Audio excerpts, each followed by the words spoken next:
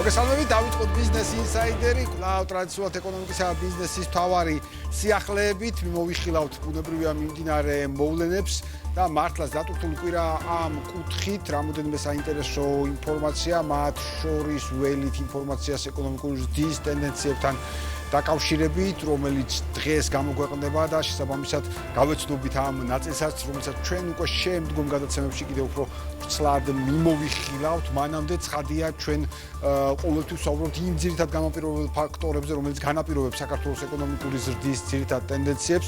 კვლავ ტრადიციულად აღინიშნოს, რომ მყარია ლარის კურსი ამ კუთხით და კვლავ მიუხედავად გლობალური დაძაბულობისა, გლობალური სირთულეებისა, ეროვნული ვალუტის კურსი ამ კუთხით განსაკუთრებული მდგრადობით გამოირჩევა და კიდევ ერთხელ ეს არის ხშირ შემთხვევაში მთავარი ბარომეტრი თუ როგორია განწყობა მოქალაქეების ბიზნესის, როგორ უყურებენ ისინი მომავალს, ანუ შესაბამისად ეკონომიკურ პროცესებს და უნდა აღინიშნოს, რომ ამ კუთხით ეროვნული ბანკის როლი და ეროვნული ბანკის მხრიდან მართლაც იუველირული სიზუსტით შესრულებული სამუშაო მთლიანად ამ წლების განმავლობაში, განსაკუთრებით ბოლო 2 წლის განმავლობაში განაპირობებს იმ ნდობას, მათ შორის ეროვნული ვალუტის კურსის მიმართ, რომელიც ჩვენ გვაქვს და ეს ჩანს ყოველდღიურად, ჩანს სხვა ტიპის შეფასებებში, მათ შორის საერთაშორისო საფინანსო ინსტიტუტების შეფასებებში და ყოველთვის მნიშვნელოვანი და საამაყოა, რომ უმთავრესი და უნიშნულოვანი საერთაშორისო საფინანსო ინსტიტუტი, საერთაშორისო სავალუტო ფონდი თუ როგორ პოზიტიურად აფასებს ქვეყანაში არსებულ ვითარებას და განსაკუთრებით ეროვნული ბანკის საქმიანობას, მათ შორის ფინანსთა სამინისტროს საქმიანობას და ჩვენ ვნახეთ ამ თვალსაზრისით საერთაშორისო სავალუტო ფონდის მისიის შეფასების ანგარიში, ისევე როგორც ცხადია შემდგომ ძალიან საინტერესო შეხვედრები ეროვნული ბანკის პრეზიდენტის და საქართველოს ფინანსთა მინისტრის ვაშინგტონში, მსოფლიო ბანკის და საერთაშორისო სავალუტო ფონდის ყოველდღიურ საგაზაფხულო შეხვედრებზე. კვლავ გავაკეთოთ მიმოხილვა გარკვეული ტიპის ტენდენციები თუ რა განაპირობებს მაღალ ეკონომიკურ ზრდას, რა ძირითადი ფაქტორებია და რა თქმა უნდა კვლავინდებურად გავაკეთეთ თაგართის ინფორმაციის მიხედვით გავყვეთ პროცესებს. პირველი დიაგრამა შეიძლება, სადაც ჩვენ შევხედავთ ვითარებას სწორედ დაგეგმვის დასთან დაკავშირებით 5.3%-იანი ეკონომიკური ზრდა, ჩვენ სწორედ საერთაშორისო სავალუტო ფონდი ვახსენეთ და საერთაშორისო სავალუტო ფონდის თანახმად ვსაუბრობთ ამ შემთხვევაში, სწორედ გალთის მხრიდან არის გამოტანილი ზრდის ეს ნაწილი, რომელიც გვაქვს 5.3%. საერთაშორისო სავალუტო ფონდი პროგნოზირებს საქართველოში მაღალ ეკონომიკურ ზრდას, კიდევ ერთხელ მიუხედავად იმისა, რომ მაგალითად ევროპის მიმართულებით, ევროკავშირის მიმართულებით ზრდის შემცირების საკმაოდ ისეთი სოლიდური ტენდენცია იყო, უსიამოვნო სოლიდური ტენდენცია იყო, ხედავთ საქართველოს შემთხვევაში მაღალის და კვლავ დაფიქსირებულია, მათ შორის თუ შევადარებთ შესაძარ ქვეყნების ჭრილში, უპირატესად საქართველოს ამ კუთხით საკმაოდ სოლიდური მაჩვენებლით გამოიყურება, რაც კიდევ ერთხელ მნიშვნელოვნად განპირობებულია საქართველოს შემთხვევაში სწორედ დივერსიფიცირებული ეკონომიკური პოლიტიკით, რომელიც სწორედ აი ამ турბულენტური პროცესებიდან გვაზღავს ჩვენ უფრო მეტად. მინდა ცალკეულ დეტალებს ჩავყვეთ შემდგომი დიაგრამა თუ შეიძლება, სადაც ჩვენ უკვე გავაკეთებთ მიმოხილვას თუ როგორი თუ რა ახდენს გავლენას მათ შორის ეკონომიკური ზრდის ტემპზეც და ეროვნული ვალუტის კურსზეც, ხო? ექსპორტის ჭრილი, რომელსაც ჩვენ უყურებთ 24%-იანი ზრდა მარტის მაჩვენებელი, რომელიც გვაქვს ამ შემთხვევაში დაფიქსირებული, თუმცა ჩვენ ხედავთ ასე, რომ იანვარ-მარტის განმავლობაში არაერთხელ გქონდა მანამდე მიმოხილვა, რომ იანვარ-მარტის განმავლობაში საკმაოდ სოლიდურია ექსპორტის ზრდა ქვეყანაში და სარეკორდო მაჩვენებლები ფორმირება ხდება ამ პერიოდის განმავლობაში, იანვარ-მარტის პერიოდის განმავლობაში, ანუ პირველი კვარტალის განმავლობაში ექსპორტის ჭრილში, და როცა ვსაუბრობთ ამ შემთხვევაში 24%-იან ზრდაზე, არ უნდა დაგვაუწყდეს, რომ ამ შემთხვევაში ჩვენ გვაქვს 70-80%-იანი ზრდა მარტში და იანვარ-მარტის მაჩვენებლით ადგილობრივი ექსპორტის ჭრილში, ანუ ამ შემთხვევაში ჩვენ მთლიან ექსპორტს უყურებთ რეექსპორტის ჩათვლით, მაგრამ როცა ვსაუბრობთ შემთხვევაში ადგილობრივი ექსპორტის 70-80%-ის ფარგლებში არის ზრდა, რაც კიდევ უფრო დამატებით უნიშნულოვანესი მაჩვენებელია, რაც სწორედ არის ის ჯამში განმაპირობებელი ფაქტორი, მათ შორის ეროვნული ვალუტის კურსის სიმყარის. თუ შეიძლება შემდგომი დიაგრამა, სადაც ჩვენ უკვე შევხედავთ ვითარებას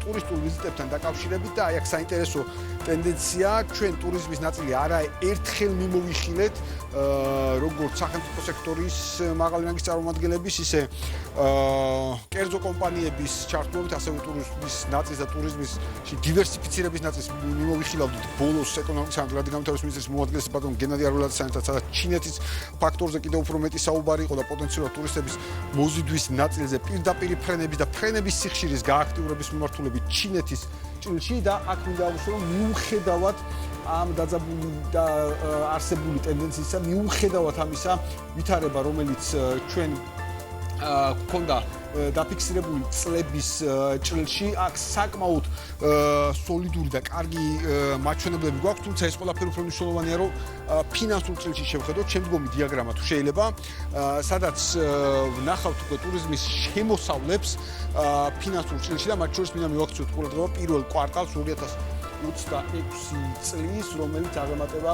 ყველა წინა წლების პირველი კვარტალის ანალოგიურ მაჩვენებლებს 23-24-25 წლის შედარებას, გასაგებია რომ 22 წელი აღდგენის პროცესია, კოვიდის ნაწილსაც ვხედავთ, გავიხსენოთ მაინც სად მოგვიწია ჩასვლა კოვიდის პროცესის პერიოდში, რაზე გვაქვს დაახლოებით, რა ციფრებზე გვაქვს საუბარი და შემდგომ სად არის დაბრუნების ნაწილი, მაგრამ 830 მილიონი, როცა ჩვენ ვსაუბრობთ 830 მილიონზე, რა თქმა უნდა, შესაძლებელია ყოფილიყო მეტი, თუ არა მილიარდიც კი. შეიძლება მილიარდი ცოტა ხმამაღალი ნათქვამია, მაგრამ ყოველ შემთხვევაში 830-ზე მეტი ნამდვილად გამომდინარე იქიდან, რომ ეს არის პირველი კვარტალი და პირველ კვარტალში არის მარტი, რომელმაც ამ შემთხვევაში სერიოზული დარტყმა მიაყენა მთელ მსოფლიოს არსებულმა ახლო აღმოსავლეთში არსებულმა საომარმა ვითარებამ, ახლო აღმოსავლეთის კრიზისმა და ბუნებრივია საქართველოსაც ამ მიმართულებით საკმაოდ სოლიდური პრობლემები შეუქმნა, ვინაიდან ეს მაჩვენებელი იქნებოდა გაცილებით უფრო მეტად მაღალი, თუმცა ჩვენ ასევე განვიხილავდით ჩვენს ერთ-ერთ წინა გადაცემაში გალთენ თაგართის დაშვებებს, მათ შორის რომ შესაძლებელია მაისში ფრენების აღდგენამ და სწორედ ახლო აღმოსავლეთის ქვეყნების მიმართულებით ამ რეგიონულ ჭრილში ფრენების გააქტიურებამ შეიძლება სრულად სხვა პოზიტიური დინამიკა გააჩნოს, უფრო მაღალი პოზიტიური დინამიკა გააჩინოს ამ შემთხვევაში აღდგენის, ასე ვთქვათ, ტურისტული ნაკადების ჭრილში და მე დარწმუნებული ვარ, რომ ეს პროცესი, ანუ ახლო აღმოსავლეთის კონფლიქტი, დარწმუნებული შედარებით შეიძლება ნაკლებად ვარ, მაგრამ ყოველ შემთხვევაში მიმედოვნებ, რომ გადავა მილევად რეჟიმს და სწორედ ამ აღდგენის შესაძლებლობა გვექნება ჩვენ ნამდვილად. შემდგომი დიაგრამა თუ შეიძლება, სადაც ასევე მინდა მივახსოვოთ ყურადღება იმ საკითხს, რაზეც საუბარი დავიწყეთ ეროვნული ვალუტის კურსის სიმყარესთან დაკავშირებულ საკითხზე და რეზერვებთან დაკავშირებით, რომელიც ყოველთვის არის მთავარი გამაპირობებელი ფაქტორი საიმედო სიმყარის გარანტი, შეიძლება ასე ითქვას, საქართველოში, მათ შორის ეროვნული ვალუტის, არა მხოლოდ, მაგრამ მათ შორის ეროვნული ვალუტის სტაბილურობის ჭრილში და ვხედავთ ამ შემთხვევაში, რომ 2026 წლის მარტში საერთაშორისო რეზერვები 46.5%-ით გაიზარდა წლიურად და 6.3 მილიარდი, ანუ საკმაოდ სოლიდური ნაწილია ამ შემთხვევაში და რაც კიდევ ერთხელ მეტყველებს ეროვნული ბანკის ძალიან სწორ პოლიტიკაზე, რომელსაც აქვს სწორად გასვლის უნარი თუ როდის არის საჭირო რეზერვების ხარჯვა, როდის არის საჭირო რეზერვების დაგროვება და როდესაც ეს პროცესი დგება, ბუნებრივია ამ შემთხვევაში შესაბამისი შედეგიც გვაქვს. ჩვენ გვახსოვს პერიოდები, როდესაც ეროვნულ ბანკს აკრიტიკებდნენ რეზერვების ხარჯვასთან დაკავშირებით, თუმცა კიდევ ერთხელ რეზერვი არ არის ის მუდმივობა, რომელიც უნდა არსებობდეს სულ, რეზერვს აქვს ის ეფექტი, რომ ის უნდა გამოყენებული იქნას საჭიროების და მიხედვით და დიახ, ეროვნულ ბანკმა ერთხელ დაამტკიცა, რომ ეროვნული ვალუტის სიმყარისთვის მან ზუსტად იცის რეზერვების მართვის პოლიტიკა. ეს არის ძირითადი ფაქტორების მიმოხილვა, რომელიც გვაქვს ამ პერიოდში, რომელიც ემყარება სწორედ ჩვენი პარტნიორის გალთენ თაგართის უმნიშვნელოვანეს კვლევებს და დაკვირვებებს. ცხადია, ჩვენ ბიზნესთან მიმართებაში და ბიზნესის საკანონმდებლო რეგულირების ჭრილში მუდმივად ვაკვირდებით პროცესს და მუდმივად საუბრობთ ამ საკითხზე და დღესაც გვინდა წარმოგიდგინოთ ბატონი ვახტანგ შუღაია, დამსახურებელთა ასოციაციის იურიდიული კომიტეტის ხელმძღვანელი და კონსალტინგის მმართველი პარტნიორი. ბატონ ვახტანგ, მოგესალმებით. მადლობას გიხდით ბიზნეს ინსაიდერში მაესტროზე მობრძანებისათვის. მეორე ხოვეთ სტუმრობა მას მერე, რაც ჩვენ გავიწყეთ საუბარი, ჩვენი პირველი სტუმრობის ნაწილი შეეხება სწორედ მიგრაციის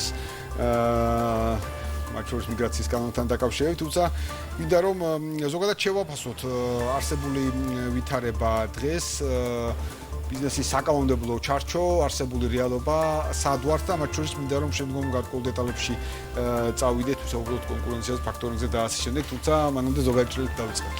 მადლობა მოწვევისთვის. ზოგადად საკანონმდებლო ჩარჩო საქართველოში საკმაოდ განვითარებული, ბოლო 10 წლის განმავლობაში თუ შევხედოთ, არაერთი რეფორმა იყო გატარებული მათ შორის ევროკავშირთა დაახლოების პოლიტიკის ფარგლებში, DCFTA-ის ფარგლებში და ასე შემდეგ. შესაბამისად, ამ ყველაფერმა მოუქცა ის, რომ საქართველოს საკანონმდებლო ჩარჩო ზოგადად საკმაოდ განვითარებულია და საკმაოდ მიახლოებულია რიგ შემთხვევაში კი ფაქტურად ანალოგია იმისა, რასაც ევროპაში და დასავლეთ ქვეყნებში იყენებენ. შესაბამისად, ამ კუთხით საკმაოდ განვითარებული არის, თუმცა ეს არ არის რაღაც მიღწევა, სადაც უნდა მივაღწიოთ. ეს არის მუდმივი პროცესი, რომელიც მუდმივად საჭიროებს უფრო დახვეწას, შესაბამისად ახალ ინოვაციებს, ახალ კანონებს, რაც ზოგადად ბიზნეს გარემოზე იქონიებს გავლენას, კონკურენციაზე იქონიებს გავლენას და უკეთეს, ესე ვთქვათ, საპაექრო არეალს შეუქმნის როგორც ბიზნეს, ასევე მომხმარებლებს. კი ბატონო, მართლაც ასეა, ძალიან ძნელია თქვა რომ რაღაცა მაინც და მაინც მიღწევა, ბუნებრივად არის მუდმივად რაღაცა ესეთი პროცესი, რომელიც გაუმჯობესებას ყოველთვის საჭიროებს, მით უმეტეს ბიზნესში, დინამიურ პროცესში შესაძლებელია სრულიად სხვადასხვა ფაქტორებიდან გამომდინარე მთელი რიგი ცვლილებების საჭიროება გახდეს. მათ შორის ერთ-ერთი აქტუალური საკითხი მუდმივად არის და რაც მე მახსოვს რომ ეკონომიკას ვაკვირდებით ჩემი სტუდენტობიდან მოყოლებული დღემდე კონკურენცია და კონკურენციის კანონმდებლობა და ჯანსაღი კონკურენციის გარემო, ასე ვთქვათ, მუდმივად საჭიროებდა დახვეწას, ვთქვათ, და შესაბამის კანონმდებლობას. რა ვითარება გვაქვს ამ კუთხით დღეს? ამ კუთხით ახლა ზუსტად აი კონკურენცია არის ის ერთ-ერთი სფერო, რომელიც ფაქტობრივად იდენტური არის ევროპული კანონმდებლობის, შესაბამისად საკანონმდებლო დონეზე ფაქტობრივად მსგავსება არის სრული. უნიშნელოდ, რა თქმა უნდა, განსხვავებები ხდება, ასე ვთქვათ, ადმინისტრირების ნაწილში, სააგენტოებსა და თვითონ DG-კომს შორის. ასევე საქართველოში, ესე ვთქვათ, კონკურენცია არა მარტო კონკურენციის სააგენტო წარმართავს რეგულირებად სფეროში, რეგულირებად აკადემიად ეროვნული მარეგულირებად ეროვნული ბანკი, კომუნიკაციის კომისია და შესაბამისად ასე შემდეგ სემეკიც. შესაბამისად ეს უწყებები ყველანი ერთად ქმნიან იმ საკანონმდებლო ბაზის, რომელშიც შემდგომ უკვე ხდება კომპანიების მოღვაწეობა. კი ბატონო, მართლაც ამ კუთხით ხო საინტერესო ნაწილია, ვინაიდან ჩვენ ძალიან ხშირად გვსმენია კონკურენციის სააგენტოს შეფასებები, მათ შორის როცა ვსაუბრობთ ხოლმე ისეთ საკითხებზე, როგორც არის ფასები, საწვავის ჭრილში თუ მედიკამენტების ჭრილში, მაგრამ ბოლო პერიოდში კიდევ უფრო აქტუალური იყო ამ შემთხვევაში სემეკის ჩართულობა, ვინაიდან ჩვენ ნახეთ ტარიფების ნაწილს და ამ კუთხით მათ შორის კომპანიების დავალდებულება, ანუ ინვესტირებასთან დაკავშირებით. მარეგულირებლები ყოველთვის აქტიურები არიან ამ კუთხით. მარეგულირებლები ცოტა სხვანაირადაც უყურებენ, შესაძლოა მათ რეგულირების ნაწილია. მათ წინასწარ, ასე ვთქვათ, თვითონ განსაზღვრავენ სატარიფო ბანდეს და უფრო მეტად ამ ჭრილში უყურებენ კონკურენციას. უყურებენ, რომ ესე ვთქვათ, დიდმა კომპანიებმა ამ შემთხვევაში არ დაჩაგრონ მცირე კომპანიები და მომხმარებელთა უფლებებს და ვალდებულებებმა უფრო მეტად აქვთ, ესე ვთქვათ, მარეგულირებას ვიდრე კონკურენციის სააგენტოს, იმიტომ რომ კონკურენციის სააგენტო უფრო თანაბარ ზომიერ ბაზარზე მოქმედებს, სადაც ფაქტობრივად ყველას თანაბარი უფლებები აქვს და შესაბამისად ცოტა სხვადასხვანაირი ადმინისტრების ნაწილი აქვს ამ ესე ვთქვათ, მარეგულირებას და სააგენტოს.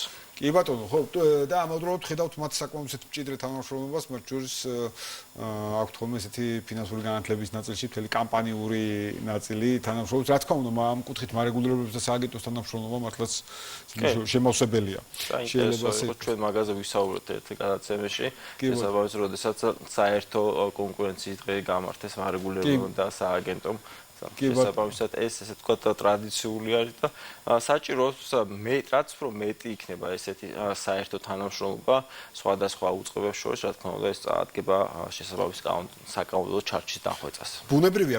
აუცილებლად მინდა გკითხოთ კანონი ფაქტორინგზე.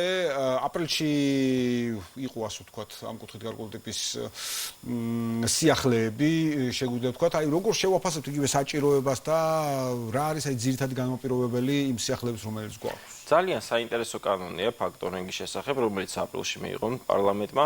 ეს ახალი ფინანსური ინსტიტუტის საშუალება არის, ფაქტობრივად, რომელიც გააჩენს დამატებით დაფინანსების გზებს ვაჭრობაში ძირითადად. ესე ვთქვათ, რო აუხსნათ ძალიან მარტივად, ეს არის ვალის გაყიდვის საშუალება, როდესაც მაგალითად Carrefour-ს სიტყვაზე რო ან სხვა ქსელ მაღაზიაში თქვენ შეიტანთ რაღაც საქონელს, იმის მაგალითად 45 დღიანი კონსიგნაციები ან ერთვიანი მნიშვნელობა რაც სულ პრობლემაა რო არ უცადოთ, შესაძლებელი გაქვთ მხოლოდ ეს დებიტორული დავალება ფაქტორულ კომპანიას მიყიდოთ. რაც საშუალებას მოგცემთ იმის მაგალითად 40 ან 2 თვე ან როგორც ხდება ხოლმე, იმის მაგალითად რო არ ელოდოთ ამდენი ხანი ამ თანხის ამოღებას, ფაქტობრივად მეორე დღეს დაიკმაყოფილოთ თქვენი მოთხოვნა. ეს ესე ვთქვათ, ერთგვარი დამატებითი სტიმული იქნება ვაჭრობაში, ესე ვთქვათ, უხეში გათვლებით ეს სფერო არის დაახლოებით 20 მილიარდიანი. შესაბამისად, ბანკები დღეს ამ სფეროში მოღვაწეობენ და დამატებითი ფაქტორული კომპანიები შემოვლენ ამ ბაზარზე, რომლებიც კონკურენციას გაუწევენ მათ შორის ბანკებს დაფინანსებულ კუთხით. ანუ კიდევ ერთი სივრცე ჩდება უკვე საკანონმდებლო დონეზე, რომელსაც შეიძლება საკუთარი არეალის გაფართოების და მართლაც ძალიან ბევრი ქსმენია ამასთან დაკავშირებით და სხვა შორის მათ შორის იმ კომისიის ფასებთან დაკავშირებული კომისიის სხდომსაც რომ ვადევნებთ ჩვენ თვალს განსაკუთრებით პარლამენტში მიმდინარე პროცესს იქ არაერთი გულის ტკივილი იყო თუ ჩივილი იმასთან დაკავშირებით რომ სწორედ შეტანილი პროდუქციიდან სწრაფად ვერ ხდება თანხების ამოღება. ახლა ეს თუ ამ კუთხით მოწესრიგდება? ამ კუთხით ეს იქნება დამატებითი საშუალება ბიზნესისთვის შესაბამისად რომ დაიკმაყოფილოს თავის მოთხოვნით რომ ფაქტობრივად დღეს თუ უწევთ მათ საბრუნავი საშუალების დაფინანსება და რაც ესე ვთქვათ მათ შესწავლაზე არ დამოუკიდებელი მათ ზოგადად ფინანსურ სტაბილურობაზე არ დამოუკიდებელი რამდენად უზრუნველყოფილი არიან და ამ შემდეგ სესხის გაცემის დროს ბანკი ამ ყველაფერს უყურებს. ამ შემთხვევაში მნიშვნელობა ექნება მხოლოდ ვალი ვისგან არის ამოსაღები. ანუ პირიქით ანუ შენ არანაირი ვალდებულება აღარ აქვს, უბრალოდ შენ იმ დავალიანებას, რომელიც შენს მიმართ გააჩნიათ, იმას ყიდი და ამ შემთხვევაში რა თქმა უნდა ფასს დაკლებით, რაც იქნება ახლა საბაზრო. ამ საბაზროსთან დაკავშირებით საინტერესოა, რომ ფაქტორული პლატფორმის საშუალებასაც იძლევა კანონი, რაც ნიშნავს, რომ შეიქმნება პლატფორმა, სადაც ფაქტორული კომპანიები იქნებიან და შესაძლებელი გექნება ღიად განათავსო იმ შენ დებიტორული დავალიანების შესახებ ინფორმაცია და ესე ვთქვათ, მაგას საბავშვოდ ნახოთ მარტივად. ნახოთ, რომელი უფრო საუკეთესო შეთავაზებას გაიგეთებს და შესაბამისად ამ საუკეთესო შეთავაზებიდან მე არჩევ რომელიც კი ბატონო, აუქციონი კონკურენციის პრინციპი. რა თქმა უნდა, აუქციონი შეიქმნება ამ ნაწილში. აუცილებლად მინდა დავუბრუნდე საკითხს, რომელიც შეეხება ჩვენს უკვე არაერთხელ ნახსენებ ცვლილებებს მიგრაციის კანონში, რა ვითარება გვაქვს ამ კუთხით?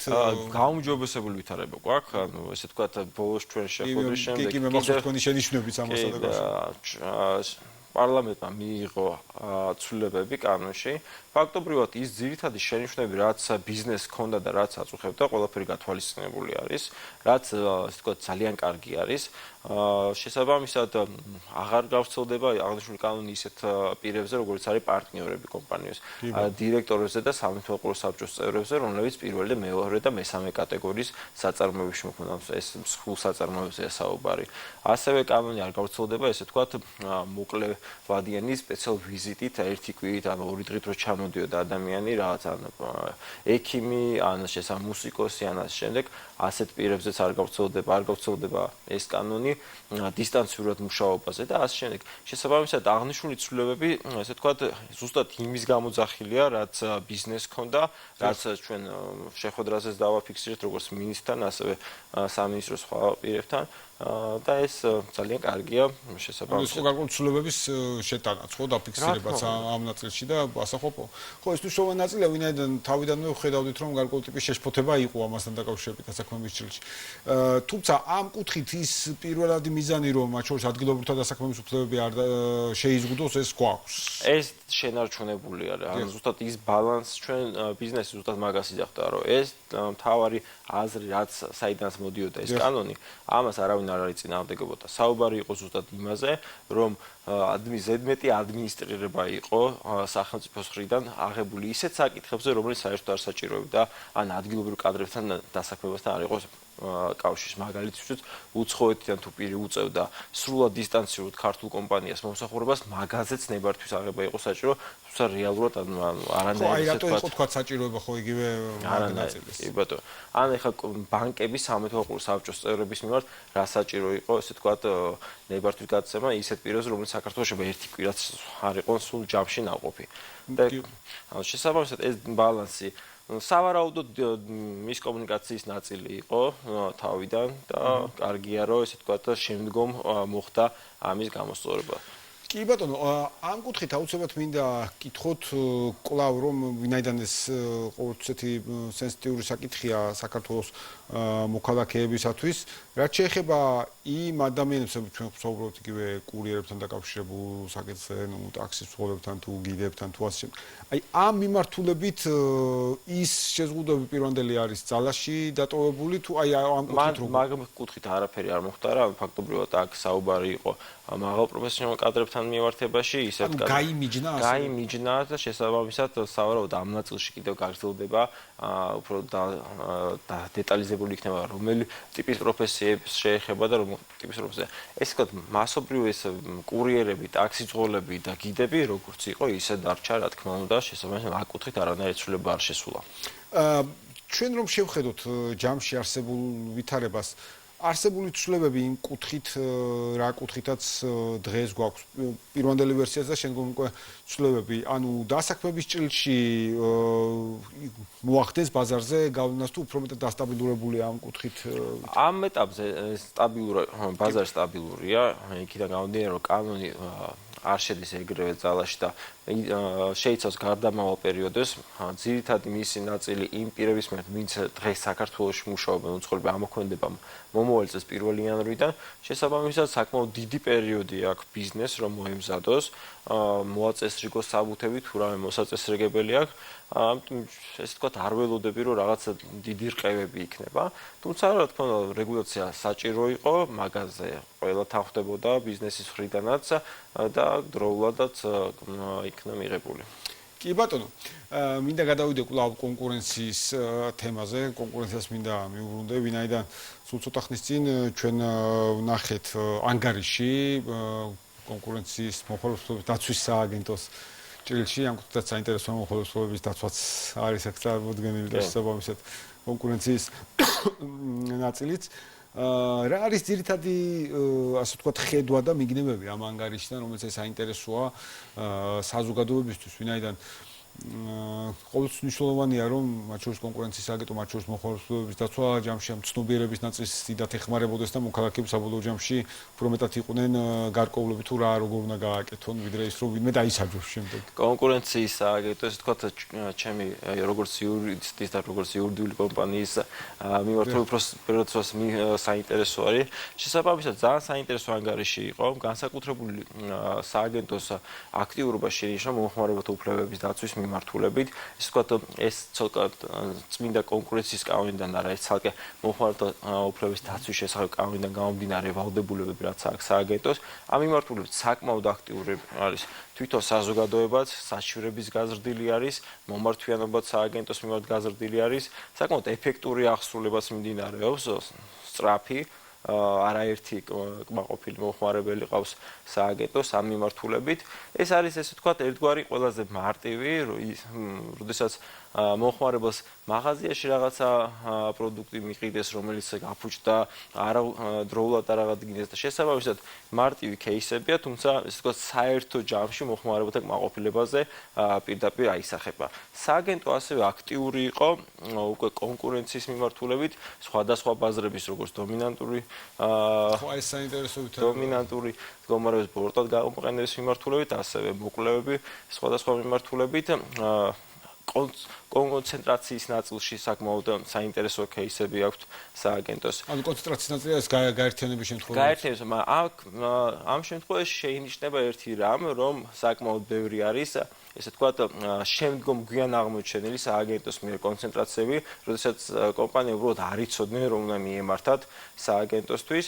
ამ ნაწილში ცნობიერების ამაღლების ნაწილში ალბათ როგორც სააგენტოს, ასევე ბიზნესს მეტი აქვს სამუშაო, ვინაიდან წლიდან წლამდე იზრდება ისეთი კონცენტრაციები, როდესაც სააგენტოს უბრალოდ შეტყობინება არ ხდება. თორე ამ სააგენტოს მხრიდან უარის თქმის საფუძველი არ არის, არც კონცენტრაცია ესე ვთქვათ არ წარმოშობს რაიმე რისკებს უბრალოდ არ შეაფერხებს არ შეაფერხებს ამ შემთხვევაში უბრალოდ მარტივად არ ცოდნასთან გვაქვს საქმე კანონის და რა შემთხვევაში უნდა შეატყობინო რა პროცედურაა და ასე შემდეგ შესაბამისად საინტერესო მიმართულება კონცენტრაციებთან კი ბატონო, დომინანტურ მდგომარეობას რაც შეეხება, ამ კუთხით არის რამე გამოკვეთილი ხამ ანგარის მიხედვით თუ დამსრულდა შარშან ერთი кейსი, შესაბამისად რომელიც შემდგომ სასამართლოში გაგრძელდა, ცნობილი ფარმაციის кейსზე მაქვს საუბარი, შესაბამისად ამ მიმართულებითაც მიდის მუშაობა და ნახავთ როგორ გაგრძელდება.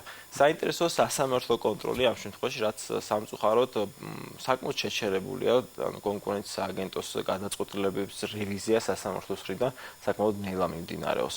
რაც ესე ვთქვათ, ეგ აფერხებს, რომ სააგენტო რაღაცას რო იღებს რაღაც გადაწყვეტილებას, მისი ეფექტური რევიზიაც მნიშვნელოვანი არის, დროულად რომ მოხდეს, რათა თვითონ სააგენტოს ეს თავისი პრაქტიკა ან თუ სწორია გააგრძელოს, თუ რაღაც ცვლილებებია შესატანი, დროულად შეიტანოს და გამოსწორებული პრაქტიკით გააგრძელოს მოღწევა. ამ კუთხით როგორც ჩანს საჭიროა მეტი ეფექტურობა, იმიტომ რომ გარკვეული ტიპის გადაწყვეტილებები მართლაც არ მოხდეს ისე.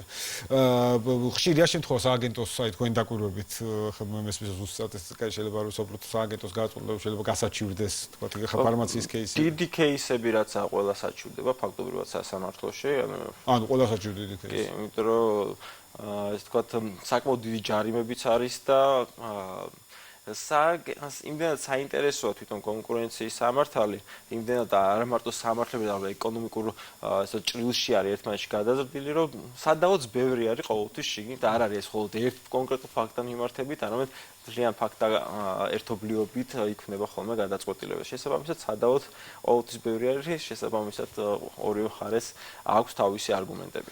კი ბატონო, მესმის ეს ნაწილი ხა კონკურენციის სააგენტო მით უმეტეს კიდევ საინტერესო ნაწილია კი ფასებთან დაკავშირებული ნაწილიც, რაც